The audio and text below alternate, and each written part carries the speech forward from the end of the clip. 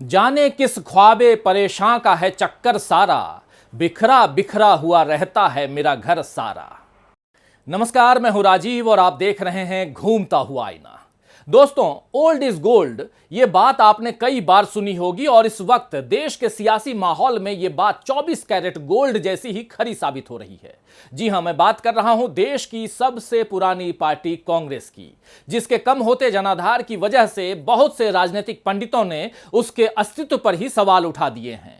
इनमें से बहुतों का यह मानना है कि कांग्रेस अब खत्म हो चुकी है, लेकिन यहां यह याद रखने की जरूरत है कि इन राजनीतिक पंडितों की जजमानी बीजेपी कर रही है। यानी देश के बहुत से पत्रकार और राजनीतिक विश्लेषक इस वक्त वही जुबान बोल रहे हैं जो बीजेपी चाहती है, और इसीलिए ये लोग बीजेपी के सामने कांग्रेस को खत्म साबित कर रहे हैं। लेकिन आंख खोलकर अगर हम सच्चाई देखें तो पता चलता है कि इस वक्त कांग्रेस ही ऐसी पार्टी है जो बीजेपी को सीधी चुनौती देने की हैसियत रखती है, और कांग्रेस के अलावा वाम दलों ने बीजेपी के आगे न झुकने की हिम्मत दिखाई है।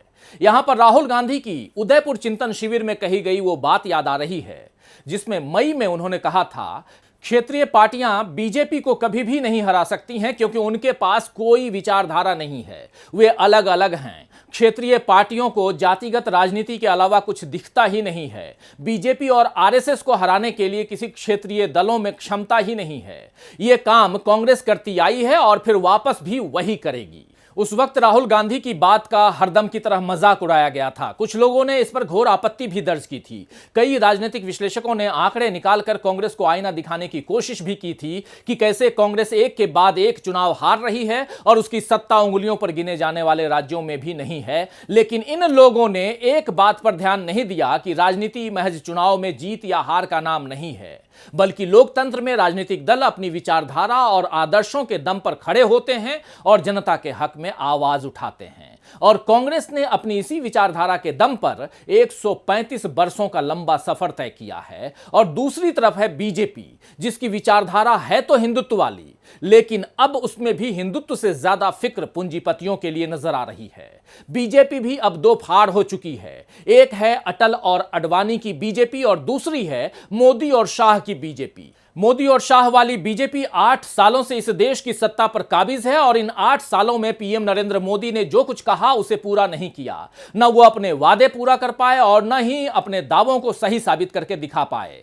वादों की तो एक लंबी सूची है, एक लंबी लिस्ट है जो आप सबको अब तक याद हो ही गई होगी। जैसे हर खाते में 15 लाख रुपए, काले धन की वापसी, हर साल 2 करोड़ रोजगार, 2022 तक किसानों की आय दोगुनी करना, $5 ट्रिलियन की इकोनॉमी करना, आत्मनिर्भर भारत बनाना, और ऐसे ढेर सारे वादे उन्होंने किए थे।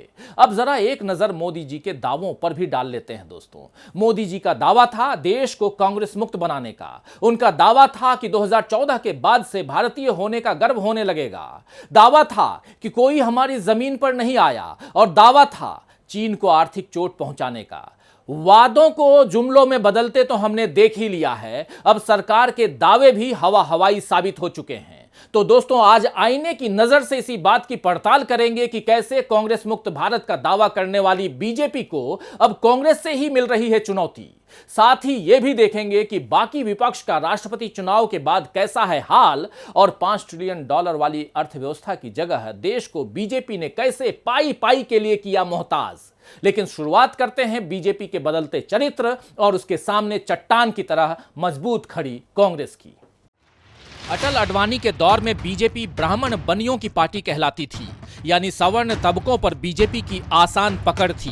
कांग्रेस की पहुंच तो आम जनता के बीच थी ही, और इन दो दलों के बीच क्षेत्र और जाति का समीकरण साधने के लिए बहुत से क्षेत्रीय दल खड़े हो चुके थे। इसी दौर में गठबंधन राजनीति ने सत्ता में अपने लिए स्थान सुरक्षित कर लिया था। गठबंधन का दौर तो अब भी है, लेकिन मोदी और शाह की बीजेपी ने अब माहौल ऐसा बना लिया है कि बीजेपी अपने दम पर सरकार बना लेती है। अगर सरकार न बना पाए तो किसी को सहयोगी बनाकर सत्ता में आ जाती है, और जैसे ही मौका मिलता है उस सहयोगी को तोड़कर सत्ता पर अपना अधिकार जमा लेती है। देश के कई राज्यों के कई राजनीतिक दल बीजेपी की इस रणनीति का शिकार हो चुके हैं। अटल अडवाणी युग की बीजेपी का चाल और चरित्र अब बदल चुके हैं, और चेहरा बदलने में मोदी जी ने कोई कमी नहीं छोड़ी है। अब सवर्ण तबकों के साथ साथ देश के दलित, आदिवासी और पिछड़े समुदाय को साथ लाने के सफल प्रयोग बीजेपी ने कर लिए हैं। रामनाथ कोविंद के रूप में दलित राष्ट्रपति और अब द्रौपदी मुर्मू के नाम पर आदिवासी राष्ट्रपति बीजेपी के बदलते चेहरे की पहचान है। बीजेपी में बदलाव का यह सिलसिला मोदी जी ने प्रधानमंत्री बनने से पहले ही शुरू कर दिया था। अपने मुख्यमंत्री रहने के दौरान उन्होंने हर गांव और शहर में संघ के दायरे के बाहर भी प्रभावशाली लोगों को महत्वपूर्ण पदों पर नियुक्त किया। ऊंची जातियों के समर्थन बेस को बरकरार रखते हुए हर सामाजिक वर्ग को अपनी पार्टी के साथ जोड़ने की कोशिश की, चाहे वो पिछड़ी जातियों के लोग हों या अनुसूचित जाति के लोग। इसके अलावा चुनाव जीतने के लिए सबसे जरूरी बूथ मैनेजमेंट पर मोदी और शाह ने पूरा ध्यान दिया। उनका सारा जोर इस बात पर रहता है कि उनके अधिक से अधिक मतदाता चुनाव बूथ तक पहुंचे। खुद मोदी जी ने कभी कहा था कि मेरे लिए सबसे अधिक जरूरी है बूथ जीतना। अगर हम ऐसा कर पाते हैं तो दुनिया की कोई ताकत हमें चुनाव जीतने से नहीं रोक सकती। तो पहले की बीजेपी चुनाव हारने को राजनीतिक सफर का एक पड़ाव ही मानती थी, लेकिन मोदी जी की बीजेपी इस मायने में बिल्कुल अलग है। नगरीय निकायों से लेकर राष्ट्रपति चुनाव तक हर चुनाव जीतना बीजेपी ने अपने अहम का सवाल बना लिया है। इसीलिए जहां बीजेपी चुनाव हारती है वहां किसी और तरीके से सत्ता हासिल करने में लग जाती है, और अगर यह भी ना हो पाए तो फिर अपने विरोधियों को डराने दबाने के लिए योजनाएं बनाने लगती है।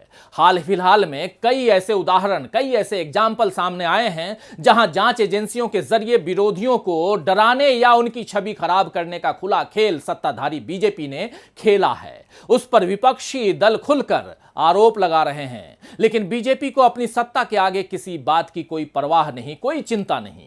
हाल ही में कांग्रेस और गांधी परिवार को फिर से जनता की नजरों में गिराने की कोशिश की गई, लेकिन इस बार ऐसा लग रहा है कि कांग्रेस को कमजोर समझने की गलती बीजेपी पर भारी पड़ गई। जिस वक्त देश में पहली आदिवासी महिला राष्ट्रपति बनाने का ढिंढोरा बीजेपी पीट रही थी और खुद को आदिवासियों के साथ साथ महिला हितैषी बताने का दावा कर रही थी, ठीक उसी वक्त एक 75 साल की बीमार महिला को ईडी के दफ्तर में बुलाकर पूछताछ की जा रही थी। जी हां, कांग्रेस की अंतरिम अध्यक्ष सोनिया गांधी से ईडी ने 21 जुलाई को अपने दफ्तर में कई घंटों तक पूछताछ की और अब फिर से 26 जुलाई को उन्हें पेश होने को कहा गया है। जबकि ईडी को इस बात की जानकारी है कि सोनिया गांधी की तबीयत ठीक नहीं रहती है और हाल ही में वो कोरोना से ठीक हुई हैं।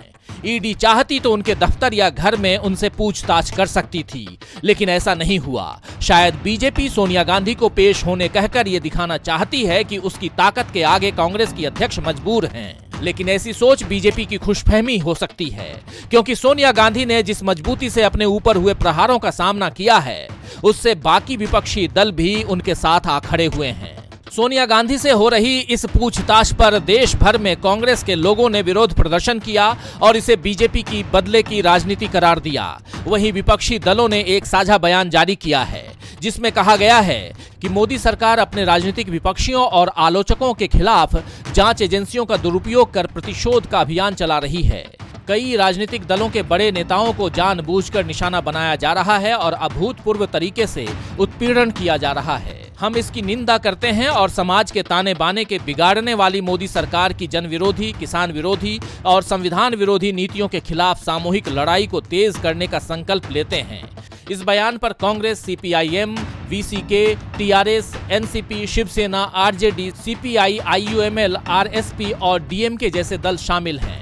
तो विपक्ष ने सरकार पर जांच एजेंसियों के दुरुपयोग का जो आरोप लगाया है वो पहले भी कई बार लगा चुका है, लेकिन ये शायद पहली बार हो रहा है कि इस तरह से कई विपक्षी दलों ने एक साथ एक मुद्दे पर एकजुटता के साथ विरोध किया है।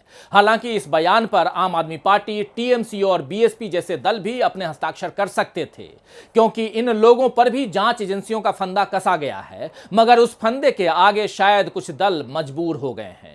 ताजा उदाहरण ममता बनर्जी का है, जो कुछ वक्त पहले तक 2024 में दिल्ली आने का दावा कर रही थीं, गैर बीजेपी और गैर कांग्रेसी सरकार बनाने के मंसूबे बांध रही थीं, लेकिन अब उनके सुर जिस तरह से बदले हैं वो यही बात साबित कर रहे हैं कि कांग्रेस जैसी मजबूती हर किसी के बस की बात नहीं है। मायावती, ममता बनर्जी, अरविंद केजरीवाल ऐसे तमाम नेताओं ने कांग्रेस को कमजोर दिखाने की कई बार कोशिश की है और अब खुद बीजेपी के आगे लाचार नजर आ रहे हैं।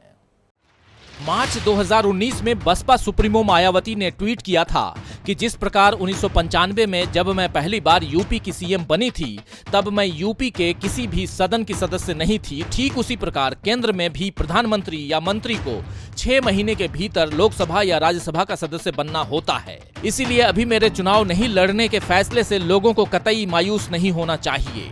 ये ट्वीट उस वक्त आया जब देश में आम चुनावों की हलचल मची थी और मायावती ने ऐलान किया था कि वो लोकसभा चुनाव नहीं लड़ेंगी। लेकिन उनके ट्वीट से जाहिर हो रहा है कि वो खुद को पीएम की कुर्सी पर देखना चाहती थी। मायावती की पार्टी ने तब समाजवादी पार्टी के साथ मिलकर चुनाव लड़ा था, फिर वो उससे अलग भी हो गई। इसके बाद यूपी चुनाव हुए और उसमें बीएसपी केवल 1 सीट ही हासिल कर पाई। पूरे चुनाव में एक मुद्दा ये भी बना रहा कि बहन जी आखिर सक्रिय होकर चुनाव प्रचार क्यों नहीं कर रही हैं, और इसका एक ही जवाब समझ में आया कि जांच एजेंसियों के डर से वो बीजेपी के आगे खड़ी नहीं हो रही हैं। इस डर में पीएम बनने की महत्वाकांक्षा कहां जाकर दुबक गई पता ही नहीं चला। इसी तरह पश्चिम बंगाल चुनाव में बीजेपी को मात देने के बाद ममता बनर्जी के हौसले भी इतने बुलंद थे कि वो 2024 में दिल्ली आने की बात कह रही थीं। अब जांच एजेंसियों की सुई टीएमसी की ओर मुड़ चुकी है और इस बीच कुछ ऐसे वाकये पेश हुए हैं जिनसे पता चलता है कि ममता बनर्जी भी दबाव में आ चुकी हैं। जरा इस तस्वीर को देखिए। तो इस तस्वीर में ममता बनर्जी के साथ पश्चिम बंगाल के तत्कालीन राज्यपाल जगदीप धनखड़ और असम के मुख्यमंत्री हिमंता बिस्वा शर्मा नजर आ रहे हैं। दार्जिलिंग में ये बैठक हुई है और लगभग 3 घंटे चली। बैठक के बाद ममता बनर्जी ने कहा कि ये गैर राजनीतिक बैठक थी। अब 3 राजनीतिक लोग 3 घंटे किस तरह गैर राजनीतिक बैठक कर सकते हैं, इसका राज तो ममता बनर्जी ही बता सकती हैं। बहरहाल राष्ट्रपति चुनाव से पहले एनडीए ने जगदीप धनखड़ को उपराष्ट्रपति पद का उम्मीदवार बनाने की घोषणा कर दी। एनडीए का जो भी उम्मीदवार होता उसकी जीत तय ही होती, लेकिन फिर भी ममता बनर्जी ने घोषणा कर दी कि टीएमसी इस चुनाव में वोट नहीं डालेगी। यानी अपनी तरफ से ममता बनर्जी ने एनडीए उम्मीदवार के लिए रास्ता साफ कर दिया है। तो एनडीए के साथ ममता बनर्जी का ये रिश्ता क्या कहलाएगा अभी तो पता नहीं। हालांकि एनडीए का साथ देने के बावजूद ईडी की मार तो टीएमसी पर पड़ ही गई है। टीएमसी के पार्थ चटर्जी को शिक्षक भर्ती घोटाले में गिरफ्तार किया गया है। उनकी सहयोगी पर भी कानूनी शिकंजा कसा जा चुका है और बीजेपी का कहना है कि ये तो अभी टेलर है, पिक्चर अभी बाकी है। यानी अभी टीएमसी के कुछ और नेता जांच एजेंसी के रडार पर आएंगे और फिर ममता बनर्जी की ललकार में कितना दम बाकी रह जाएगा, ये देखने वाली बात होगी। इसी तरह अरविंद केजरीवाल भी अब बीजेपी को किस तरह चुनौती देना जारी रखेंगे, यह भी देखना होगा, क्योंकि सत्येंद्र जैन के बाद अब आबकारी नीति के बहाने मनीष सिसोदिया पर जांच एजेंसियां कार्रवाई कर सकती हैं। बीएसपी, एआईएमआईएम, बीजू जनता दल, उधर दक्षिण में वाईएसआर, कांग्रेस, ऐसे तमाम दल तो बीजेपी की बी टीम के तौर पर पहले ही काम कर रहे थे। अब टीएमसी और आम आदमी पार्टी भी बी टीमों में शामिल हो चुकी हैं। बीजेपी अपने हर विरोधी को अपने दबाव में लेने की रणनीति बना रही है, लेकिन यह दबाव कांग्रेस पर काम करता नहीं दिख रहा है। कांग्रेस अब भी अपनी विचारधारा पर टिकी हुई है और ईडी की जांच से बेखौफ राहुल गांधी अब भी सवाल उठाने में लगे हुए हैं। देश में महंगाई दर 7% से ऊपर पहुंच चुकी है और $1 की कीमत भी 80 रुपए तक चली गई है। और इन दोनों वजहों से अर्थव्यवस्था यानी देश की अर्थव्यवस्था इतनी बदहाल हो चुकी है कि आम जनता हाहाकार कर रही है। जनता को राहत देने की जगह सरकार ने जीएसटी का चाबुक भूखी जनता पर चलाया। अब आटे, दही, छाछ जैसी जरूरी चीजों पर जीएसटी लग गया है। सरकार के इस क्रूर फैसले पर राहुल गांधी ने ट्वीट किया है, महंगाई से जूझती जनता के लिए गब्बर की रेसिपी, कम बनाओ कम खाओ, जुमलों के तड़के से भूख मिटाओ। मित्रों की अनकही बातें तक सुनने वाले प्रधानमंत्री को अब जनता की बात सुननी भी होगी और ये जीएसटी वापस लेना भी होगा। राहुल गांधी के इस ट्वीट को तंज नहीं बल्कि सच्चाई की तरह देखना चाहिए, क्योंकि हाल ही में प्रवासी मजदूरों की बदहाली पर सुप्रीम कोर्ट ने कहा है कि हमारे विकास करने के बावजूद लोग भूख से मर रहे हैं। अदालत ने राज्य सरकारों से कहा कि अधिकतम प्रवासी श्रमिकों को राशन मिलना सुनिश्चित करने के लिए तौर तरीके तैयार किए जाने चाहिए। तो कहां तो वादा था अच्छे दिन लाने का, दावा था $5 ट्रिलियन की इकोनॉमी खड़ी करने का, और कहां हाल ऐसे हो गए हैं कि लोगों को भूख से बचाने के लिए अदालत को कहने की जरूरत पड़ रही है। जीएसटी को मोदी सरकार ने वाकई गब्बर सिंह जैसा खतरनाक खलनायक बना दिया है, जो लोगों को उनके सपनों में भी डरा रहा है। आम जनता महंगाई से डर रही है और विपक्षी दलों को जांच का डर मोदी सरकार दिखा रही है। और इस डर के माहौल में फिलहाल कांग्रेस ही हिम्मत की मशाल थामे दिख रही है। खैर, शायर कौसर मजहरी ने ठीक ही फरमाया है कि एक मुद्दत से खामोशी का है पहरा हर सू, एक मुद्दत से खामोशी का है पहरा हर सू, जाने किस ओर गए शोर मचाने वाले। तो आज के लिए बस इतना ही, फिर मिलेंगे खबरों के नए आईने के साथ। तब तक देखते रहिए डीबी लाइव। नमस्कार।